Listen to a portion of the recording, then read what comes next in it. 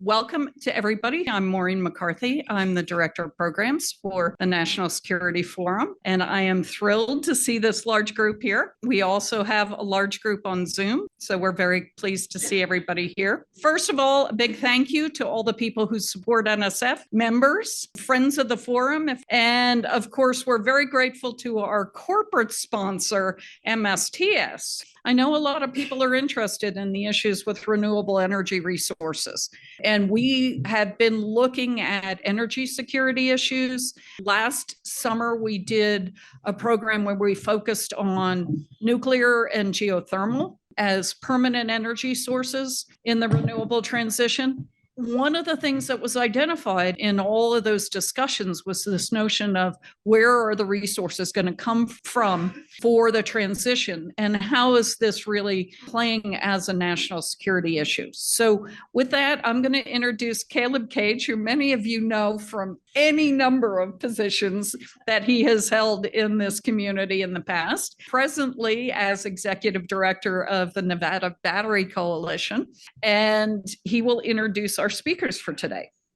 Thank you so much, Maureen. Good morning, everyone. It's good to see many of you again, people I've known for many years. My name is Caleb Cage. I'm here with the Nevada Battery Coalition. It's really a pleasure and an honor to be back here talking to you again about the importance of lithium batteries in the national security space, which is appropriate for the work and interests that you all share here today. Immediately to my right is Tyson Falk, who's a manager of government and public affairs at ioneer.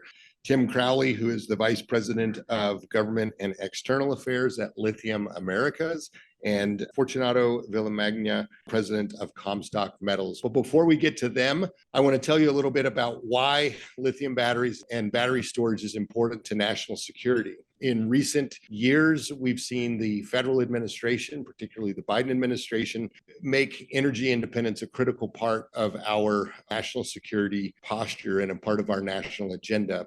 This is for economic reasons, of course. It's also for environmental reasons, but doing so also has significant national security implication. That and the role that lithium plays in our national security needs is what brings us together today. To quote an article from December of 2023 on the subject, it says, America's focus on enhancing its energy independence and safeguarding critical supply chains has elevated domestic lithium production to a position of paramount importance in its national security agenda. So why is that? Why is lithium so important? First, lithium batteries power our military. They work in nearly every weapon system used in our military, from small arms to strategic missile systems. They power critical handheld devices, communication radios, intelligence systems, and more. And they provide increased options for decision makers. Batteries allow for a shortened logistics chain or supply chain for members of the military who are conducting missions. The second reason it's critical to our national security is China's increased dominance in lithium production. China has invested an incredible amount of resources in establishing their leadership role in the global lithium production and processing. This means that China has gained significant control over a portion of the lithium supply chain, giving them leverage over price setting, access and distribution of materials, and many other things. And finally, decarbonization will move the United States away from its reliance on oil.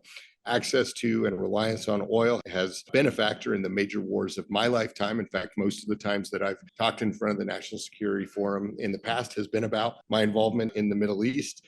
And moving away from our singular reliance on oil will give us more flexibility as a nation when it comes to making decisions around national security.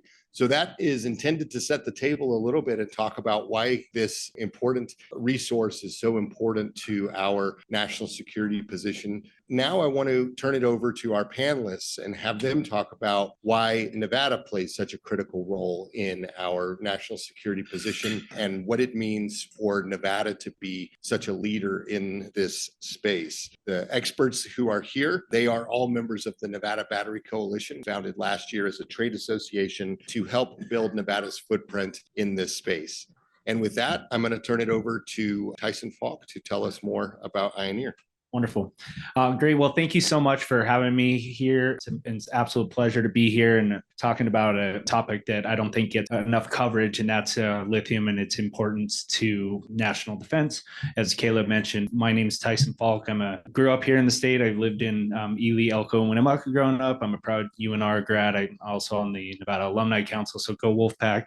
Heading to Salt Lake as soon as we're done here to watch some basketball. So I'm currently with ioneer. We are building the Rhyolite Ridge lithium boron project. I'm in Esmeralda County, and I'll talk a little bit about our project. It's a forward-looking statement for the lawyers here. Don't take investment advice on anything I say. I work closely with county governments. I do a lot of our community outreach, a lot of our outward-facing materials as part of ioneer. And you can see a little picture of our site, and then ultimately our product that we're going to be shipping out from Esmeralda County, and that's in the form of lithium carbonate. I wanted to start with a couple of slides to further hone on the point that Caleb made. And we're talking about China's dominance as it relates to ability to process lithium carbonate. We have a few graphs here. On the left here, you see mining and you see material processing, and then it goes down the supply chain further to components, battery cells, and then ultimately the end products. As you can see, all the red is China, right? So China has a real stranglehold on the second step. They don't mine a whole lot, but a lot of the lithium that is mined throughout the world, whether it be in South America, Australia, ultimately goes to China to be refined into that product that ultimately goes into batteries. And so this one is very similar. It's a little different take on it. So you have here with mining and then processing and downstream, you can see how much in red there is China, the blue is EU, and then at the top is United States. China controls a lot of that secondary processing of lithium material. So it's of strategic importance for both economics and certainly national security that we have some level of mining and processing, and certainly Nevada is key to that here in the United States. So just a little bit of an orientation slide here of where our project is. We are in Esmeralda County. We're about equidistant from Reno to Las Vegas. As the crow flies, you drew a line from Tonopah to Bishop, California. We're about right there in the middle. We're in the Silver Peak Range. So we're just up the hill from the only lithium mine that we have here in the United States, and that'd be Silver Peak. We're just about 12 miles up the hill on the top of the Silver Peak Range. So a little bit about where we are. So we're in our final stage of federal permitting process. We started that process in earnest back in 2020, and we are directly in the NEPA process, the National Environmental Policy Act, that all projects on public land have to go through. We're waiting for our final record of decision. We expect that to come later this year, and then we can begin construction out there at the site. So we have a number of partnerships, and that means our offtake agreements. So we have most of our lithium's already pre-committed to the four companies here. So Ford Motor Company, you might have heard of them. Toyota, Panasonic, they have a joint venture called Prime Planet Energy and Solutions. EcoPro Innovation, they're South Korean, but they're the second largest cathode manufacturer in the world. Your Samsung phones and everything comes ultimately from that group. And then we're also very pleased to have a partnership with Dragonfly Energy. They're a really cool story. They're a Reno company here. Their battery product is not for EVs, but they have lithium iron phosphate technology. And so they are coming now in OEM standard with RVs, and then their application can be used for distributed energy storage, utility storage. Very cool company. They're a real shining star here in this local economy. Last year, we received a $700 million conditional commitment from the Department of Energy for our project, and particularly because we are going to be producing not just mining, but we will also be producing lithium carbonate and boric acid right there on site. Engineering, we're pretty close. We're a very advanced stage. So once we get the green light to proceed, we'll be able to start construction shortly thereafter. I just wanted to talk a little bit about kind of our project here. On the left side is our core, and this is very unique to the world. Our ore, it's a mineral called serlazite, which is a sodium borosilicate mineral, and that only exists here. And as far as we know, we are the only example of where you have this sodium borosilicate mineral interbedded with clay layers inside. And then you see on the right is we also have that. That's a typical sort of sedimentary deposit, which is pretty commonplace throughout Nevada. So a little bit about our project. And I think this speaks to the mining industry's perspective. I think as we embark on this whole new economy and this new area of opportunity, it's important that we do it right. I think that in the past, certainly there's been mistakes made and mining has came a long ways. And So you always have to keep sustainability, focus on commitment to the local communities, respecting the environment and doing everything you can to be good stewards of the land, because ultimately that's why I'm in it. I've been in renewable energy advocacy for most of my career. And so I think it's important, if we're unlocking the keys to make that work, and in this case being battery storage, we need to do it right. We have a very environmentally friendly project. We generate all our power on site, which is a byproduct of our process where we create sulfuric acid on site, and it creates a tremendous amount of heat. So we're off the grid. So, and that's very low emissions, which is great. A relatively small mine footprint, very water focused. We're going to be recycling up over 50% of every water that we use, so on and so forth. We're going to have the first autonomous haul fleet. So our trucks are going to be controlled by kids in control rooms. And I kind of joke when I go to career fairs and such is, hey, we're going to have video game competitions. Whoever wins is get the key job of running these big trucks. And so just a kind of an update, and I kind of alluded onto it here, is where we're at in terms of the permitting process. So we expect for our draft EIS to come out here very soon, and then that'll culminate in a record of decision later this year. We do have a 2-year construction build out, but then we hope to be producing both lithium carbonate and boric acid around 2026. And this is just a little quick overview. This is our advanced rendering of our processing facility, where we can see the power plants and our extraction tanks and all the circuits there as well. And that's it. I try to keep it very short. So again, thank you so much for having me here. It's a pleasure to be here with you today, and I look forward to the rest of the panel. Hello there. My name is Fortunato. I am the president of Comstock Metals. And I'd like to start just by saying thank you for the opportunity to speak to you this morning. For a group that's assembled here to talk about lithium and batteries, you may wonder why a solar panel guy is sitting here in front of you. But in essence, the solar panel industry and the solar industry in terms of using panels to generate electricity is as important to Nevada as batteries are. Two things we have lots of is land and sunshine, essentially the ingredients you need to run solar panel facilities. A couple of years ago, as I was going through the country, obviously seeing the tremendous increase in solar panel deployment, I went around asking, so what happens at the end of the life of these solar panels? And I would get a lot of smiles, I'd get a lot of shrugs, and the answer was, we don't really know. And I think behind that was the assumption that at some point in time, when the panels are no longer needed, they could simply be thrown into a landfill somewhere and forgotten about. Unfortunately, you can't do that. It's just another example to me of the unintended consequences of solving a problem. There's been many, many examples over the years of technical solutions that have been implemented to solve a particular problem, causing a number of unintended consequences. And the consequences of putting solar panels in landfills are, one, you're throwing away scarce resources and the metals that are used to make them. Two, those metals will eventually leach out into the landfill and into the water systems that we will all be drinking. As a result, we formed Comstock Metals, which is basically an end-of-life recycling business for solar panels. What you see here is our first facility in Silver Springs. It's that building in the red circle there. We launched the business a year ago this week. We spent the entire year going through all of our permitting, state, county, and local. Started up the process a few weeks ago, processing panels. The larger map that you see there points to the small building in that red square. We have already begun the permitting for the larger building at the front of that site, which will increase the throughput for our facility about 20-fold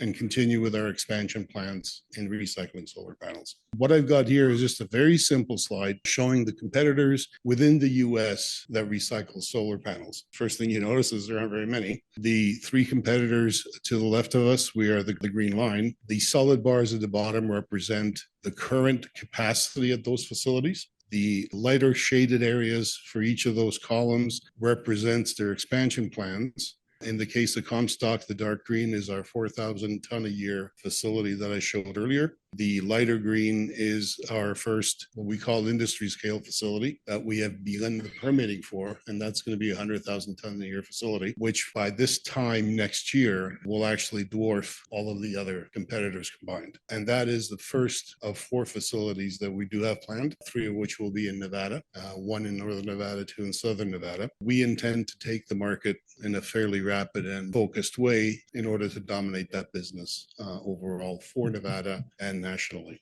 What basically gives us that opportunity, if you look at the deployment of solar panels in the various states, California has well over half of the total deployed panels. The good part is they were early adopters, which means the panels are old and close to their replacement. And they had a broad-based adoption, which means there's a lot of smaller sites and a lot of customers out there. So in terms of the proximity to the market, Nevada is an excellent spot. In terms of the proprietary process that we're running, we will be the leaders in the recycling process, and our expansion plans in terms of those 4 facilities that we're looking at, which will all be in the Mojave, Sonora, and Northern Nevada region, will basically give us a large footprint in the recycling of those solar panels to go along with the deployment that we're anticipating for the state and the rest of the country. That was all I had to say. Thank you. Morning, everyone. I'm Tim Crowley. I'm with a company called Lithium Americas, and we're building a project in Northern Nevada called the Thacker Pass Lithium Project. If you look at the right side of this slide, you can orient where our project is. If you were to head on I-80 to Winnemucca and hang a left at US 95, you'd head up to a town called Orvada. Once you're in Orvada, hang a left, and now we're focused on that round bubble almost in the middle of the slide. And you come to a place called the McDermott Caldera. The McDermott Caldera was formed 16 million years ago when there was a massive volcanic eruption, and it created a caldera, brought a lot of mineralization into the atmosphere, formed this lake, and over the next subsequent several million years, that mineralization deposited in the bottom of that lake. Now, if you go out there today, you won't see anything that resembles an old lake bed. A couple mountains have popped up, the Montana Mountains and the Double H Mountains have popped up, but the mineralization that was deposited there is still very close to the surface, and it includes a lot of lithium. And in fact, in that light gray outline of the McDermott Caldera is the largest known lithium deposit in the world. The Thacker Pass project footprint is that dark blotch at the southern part of that caldera. And within that is a project that we're going to produce in phase 1, 40,000 tons of lithium carbonate a year. Lithium carbonate is the essential chemical that will go into a cathode, and a cathode will go into a battery pack, and a battery pack, in our case, will go into General Motors vehicles. 40,000 tons of it will produce about 800,000 batteries or vehicles every year. And once we're done building phase 1 that will produce 40,000 tons, we're going to build phase 2 that will add another 40,000 tons. So ultimately, in the next decade, we will be producing 80,000 tons or 1.6 million electric vehicles worth of batteries. We're a company that's 100% owned by Lithium Americas and operating the Thacker Pass project. We've conducted feasibility studies that shows a very healthy return on investment. Our resource is about 16.1 million tons. To put it in context, is what's permitted today will take us 40 years to mine. Beyond that, we have a very bright future as well. A lot of times people think, well, you're here today, gone tomorrow. Just adjacent to where we're permitted to mine today are some really great exploration spots. So the odds that we go many, many decades beyond 40 is quite high. We're doing this job right. We're recycling our water. 86% of everything we use will be done in our process and will be recycled over and over. We're keeping a very low footprint. We have zero liquid discharge. So any water that comes onto the site will be utilized in our process or recycled. Here's the status. We're working on our financing. We had some really excellent news last Thursday that the Department of Energy is going to finance nearly 75% of our project. The hard part about that is our project's expensive. It's going to cost nearly, for phase 1, $3 billion. The Department of Energy is going to loan us through Treasury rates, $2.26 billion. We're permitted to move forward with construction, and we started some construction with the cash that we have. We've been challenged in court, and we've come out of the district court level unscathed. That was challenged and appealed to the circuit court level, and we came out of that unscathed as well, with one stipulation that required us to do a little bit more exploration at our site, which we've done, and claim validation. We have exceptional partners to build this project. We have a company called Sawtooth Mining that'll do the mining for us. They're a subsidiary of a coal company called North American Coal. We're using Bechtel, who has built much of the test site and run the test site at various times, built Hoover Dam. Big contractor is our engineering and construction management company. General Motors is our partner. They've committed to invest $650 million into our company. They made one payment of $320 million, which makes them our largest shareholder today. And we're going to build this with organized labor. At its peak, to build Thacker Pass will take 2,000 people. We're going to be based out of Winnemucca, which is a town of 8,000 people. It's going to be tough to get our workforce. So we're really leaning hard on skilled labor to recruit and deploy the skilled workers that we need to build this project. We're making progress, and I'll dive into that just a little bit more, but we're building housing in Winnemucca for our workforce. We've started construction at Thacker Pass. We've opened a new office in Winnemucca. We're going to build a transloading facility as well, and we've acquired the land for that in Winnemucca. Transloading means that the materials we need to process our product will come in by rail. We'll transload them onto trucks and drive them up to the site. We're also building some community infrastructure. We're building a new K-8 school in the town of Orvada. That's a school that serves about 32 children. That's a $15 million project, but it's essential. The school that they have there now is dated and it has no amenities, no kitchen, no gym, no multi-purpose room, no teacher's lounge, no library, just classrooms. So they're going to have a very modern facility. I'm going to skip through these because Tyson did a great job. This is just a re-articulation of how dominant China is in our market, both in processing and extraction. The price of lithium today, seen on the left, has been all over the board. And there's every indication is that right now, when we're getting our feet under us, we're building our project. Fortunato's building his, Tyson's building his. The Chinese are flooding the market. They're driving the price down and they're trying to drive people out of business. But I think we're positioned really well to come out of this where prices will recover, share values will recover. And that's all driven by demand, which is highlighted on the right side of this slide. It shows the demand for lithium soaring way beyond what supply can fulfill. And supply is represented in those three shades. So right now at around 2024, 2025, there's a gap where people who need lithium, car manufacturers who need it, battery makers that need it, simply aren't going to get the material that they need. The headlines from our news last week that the DOE is loaning us the 2.26, and it got great coverage from Joe Lombardo, from our senators, from the New York Times, Wall Street Journal. I've really covered this. We're a $3 billion project. We're on our way to get financing. General Motors help is great, but we still do have a gap. We're out doing some remaining financing. And so in the meantime, we're going to spend the cash that we have very prudently, move in a very thoughtful way, and wait till the financing gets completed, which we hope to be later this year. This is just a chart that shows our workforce for construction, that it's not going to be 2,000 people on day one once we complete our financing. It's going to scale up to that many. And we'll, around 2026, have a very robust group of people building our project. But to house them, we're building a housing facility in Winnemucca, and we've started. On the right is a real picture taken from a drone of the property that we bought in East Winnemucca. The white modules that you see there, that's not prefabbed housing that lines up in a row. Those will all form into one building. And on the left, what you see is the facade of the building that we're building. It will ultimately have over 1,900 beds for our workforce. We've also completed a lot of work at site. And I'll go through these slides really quick just to give you a picture of what we've been up to. We put in our water line. We do use water for dust control, for processing. That water line is in place. It's roughly 6 feet below the ground now, and we're already in the process of reclaiming that strip. What you see in the middle picture is going to be reseeded this summer, and in the next year, we will work to make it blend with the natural environment. We're also putting in sophisticated automated valves for that water line so that we can control it from a central location. And then we've been stockpiling our topsoil. So we're a mining operation that ultimately will have to reclaim the entire site. And to do reclamation correctly, you have to have good organic soil. So we've collected a foot of soil from everywhere that we're going to actually disturb the surface. We've put it in mounds like the one you see here. And this one has already been reseeded, and we hope to see some nice growth on that over the summer. Ultimately, that mound will go away and that soil will be reused in 40, 50, 60 years from now to reclaim the site. And we've started our first cut. The first cut is where we're going to put our facilities. Of course, it has to be at the same elevation. So we've been out on site, moving dirt and getting that elevation taken care of.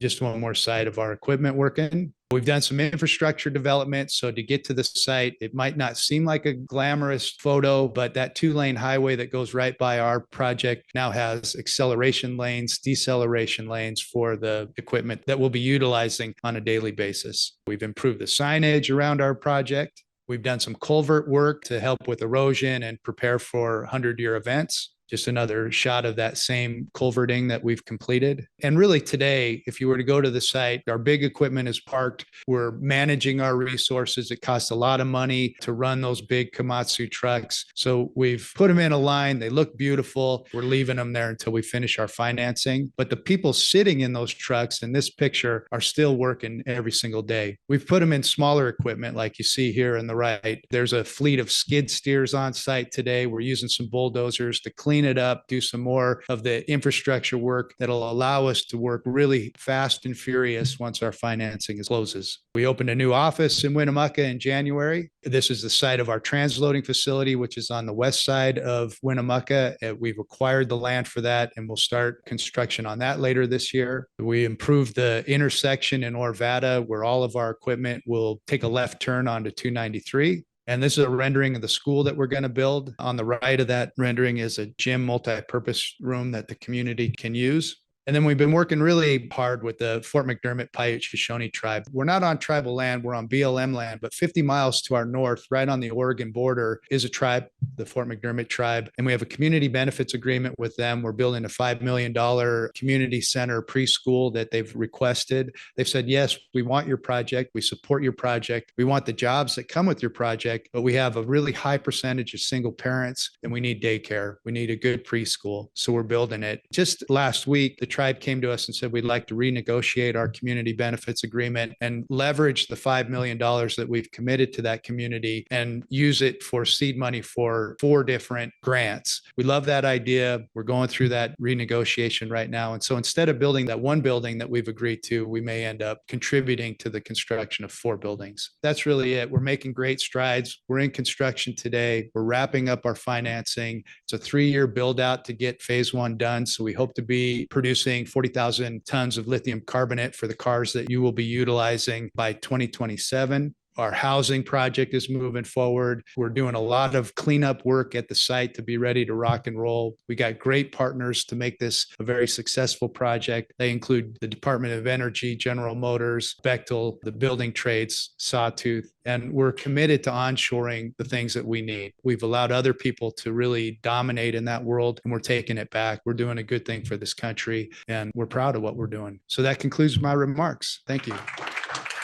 Thank you all. I'm going to start with a few quick questions that we've got. First is to Tyson. Can you comment on how people can comment on the final NEPA review? Absolutely. Yeah. Thank you. That's a good question. So one, I'll point you to our website, and we have 2 websites, but one of them is more on for focus on the community side and allowing them to engage. So I'll point to the rhyoliteridgeproject.com, but you can certainly get there through ioneer.com. Also, how do you comment? And that's a really good question to comment on any projects that are going through the federal permitting. You go to the BLM's e-planning site, and if you just type in Ioneer or Rhyolite Ridge, it'll pop up, and then there's a page that has all the documents, the plan of operations, the public scoping report, and then that's where the draft EIS will be. And then that has instructions on how you could submit a letter of support, or you can comment on the project once that is released here in a little bit. Excellent. Thank you. Fortunato, I think I'm going to have you take this one. You talked extensively about your facility recycling solar panels. So you get the other recycling questions. Can you talk to us a little bit about the battery recycling? Specifically, does it work not just technically, but does it work economically?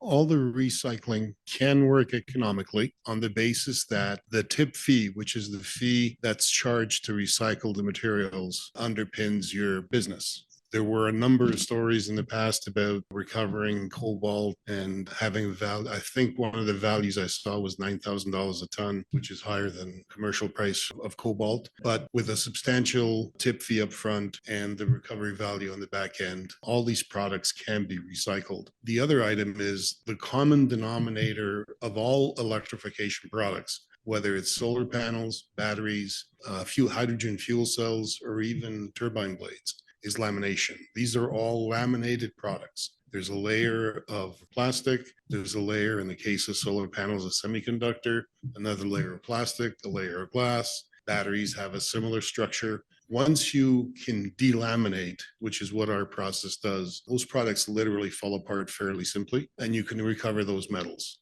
It is possible to recycle without sending anything to a landfill if it's done correctly. And it is possible to make this a very profitable business. Thank you.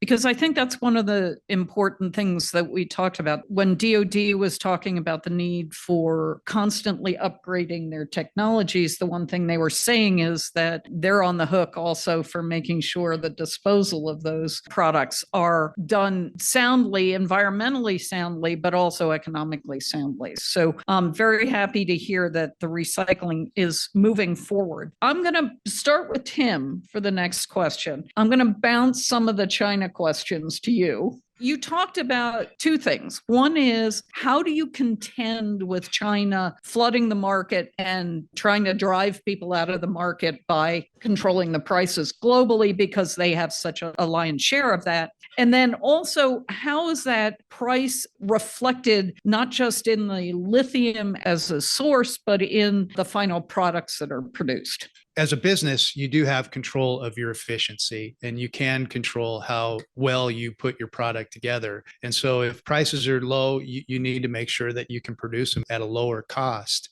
And that's exactly what we're striving to do. We built a tech center here in Reno that we run every day, small quantities of our ore to just continue to improve our recovery, to make sure that we're using as little reagents as possible. Those are the things that help us make the chemical that we're making. So use as little sulfur as you possibly can, use as little water, use as little caustic soda and the things that go into that manufacturing process. At the same time, you want to increase your recovery as high as you possibly can. So a lithium is not found, you don't just scoop it up and there it is. There's lithium. It's bound to all kinds of other minerals and substances. And what we need to do is get it to a very high pure form, and 100% recovery doesn't happen. You want to get to as close to 100% as you possibly can. If you don't mind, I want to just add one thing on recycling, because recycling is essential. And oftentimes people wrap their mind around, well, if we can recycle it, why do we have to produce it? Just to frame it, you need all of it. You need Tyson's project, you need Fortunato's, and you need ours. General Motors alone, with the 80,000 tons that we'll ultimately produce, they will still need to fulfill their obligations, 2.5 more projects just like ours, in order to fulfill that one auto manufacturer's obligations. So we need it all. When you are fully functional, let's say all three of you are fully functional, you're recycling, you're running the facilities at Thacker Pass, how much of the U.S. demand for lithium will that fulfill? Today, with just the one project that's in operation, and Tyson mentioned it, it's the Silver Peak operation in Nevada, that produces right about 1% of global demand. Keep in mind, demand is going up every day. So that percentage is going down every day. They want to expand. Albemarle, who owns that project, they want to expand. We're going to come online. And when we're doing 80,000 tons, we'll be 16 times larger than what Albemarle produces today in Nevada. Putting that in a percentage is tough to do because those numbers are changing every day. Tim, while you're still up, you mentioned briefly the legal issues. Is there anything still hanging out there that could prevent you from being able to move forward with the project? Well, we approach every day as if there are those hurdles that could trip us up. Also, every day we get closer and closer to really being in production. So we're through with all of the lawsuits against NEPA, the act that Tyson talked about. So our federal permit does not have any challenges on it and has withstood some pretty robust attacks on it. We do have one lawsuit against some water permits that we have from a local rancher who thinks that will impact his operation. Now, he's already challenged it at the administrative level through what's called the State Environmental Commission. He lost unanimously. So he's appealed it to the state court. We're highly confident we're going to win, and we hope to be through with that by the end of this year. That does not preclude us from moving forward. Thanks. Do you have any relationships with DoD, and are your supplies going to support any military operations? The Department of Defense has a very robust grant program right now, specifically designed to prop up businesses like ours, because as a country, we're so vulnerable from a geopolitical standpoint, and the Department of Defense knows it, and they're really trying to help. Excellent. Thanks. Any of you, do you have any partnerships with Tesla? At the moment, no. No. Nope. Okay, that answered that. Can you talk a little bit more about who else is out there extracting lithium, and how do you as businesses, as US businesses, contend with countries that don't necessarily adhere to our ethical standards of doing business? The mineral itself is extracted by and large from South America and Australia, just because Mother Nature planned it this way. In South America, they mostly extract it or exclusively from a brine, comes up in a briny water, and then they process it. In Australia, they process it in a hard rock. Tyson and I have neither of those. We're going to be building a clay deposit, which has great advantages because it's soft. You don't have to crush it. You don't have to add a lot of energy to break down that material. And energy means money. There is no other place in the world that has the regulatory regime that the United States does. And that's great. It allows us to put safety at the forefront of what we're doing, put environmental stewardship at the front of it, and do the project right. But that comes at a cost. Fortunately, our society demands that. Our customers demand it. They want us to be the safest project out there, and they want us to do it environmentally right. They're insisting on it. So they could go elsewhere. They could go to China and get their product. But in addition to the market saying, no, we want to do it right, the government has said, we're going to help you to do it right. And they've infused a lot of support behind propping up our industry and getting us going. Thank you. Thank you all for going into the challenges and the opportunities that Nevada has to contribute to what is a national security issue.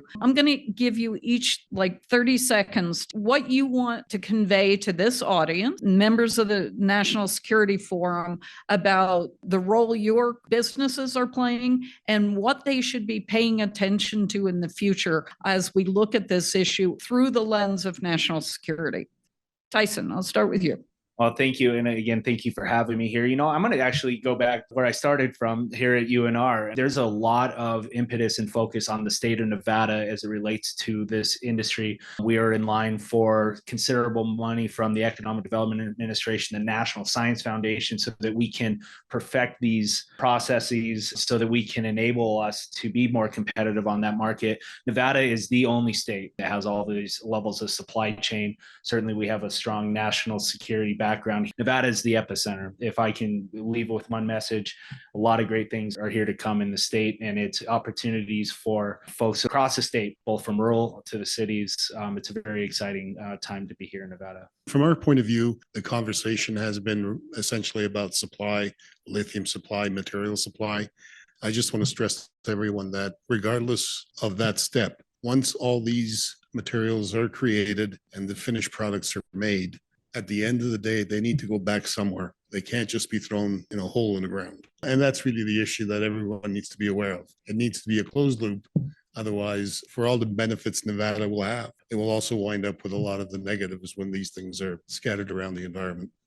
I just say that we're exceptionally proud of what we're doing here. We do think that it plays a role in national security, and we want to be transparent about what we're doing and answer the tough questions. Our door is open. We want to show you what we're doing. We want Nevadans to be proud of these projects. Thank you. I thank you all, and I thank this group for giving us a little bit of insight into this challenging issue. And thank you all for joining us. Thank you for joining us on Zoom. I appreciate everybody being here. Be safe. Have a wonderful day, and thank you. Thanks, Tim. Thanks.